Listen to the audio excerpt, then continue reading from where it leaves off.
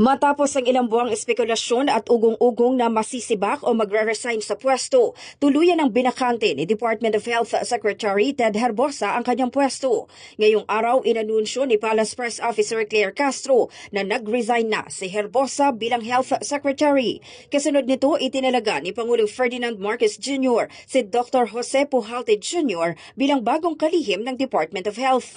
Ayon kay Palace Press Officer Claire Castro, si Pujalte ay mahigit 3 dekada nang nasa larangan ng medisina at public health at naging bahagi rin ng DOH taong 1991. Nagtapos siya sa University of the Philippines College of Medicine at kumuha ng master's degree sa Hospital Administration sa Ateneo Graduate School of Business. Nagsilbi rin siyang guro sa UP Manila, FEU Nicanor Reyes Medical Foundation at San Beda College of Medicine.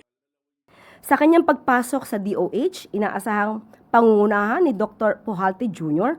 ang ahensya sa pagpapatuloy ng mga hakbang ni Pangulong Marcos Jr. upang higit na mapatatag ang healthcare system sa bansa, maisulong ang dekalidad na serbisyong pangkalusugan at maisulong ang mabuting kalusugan para sa lahat.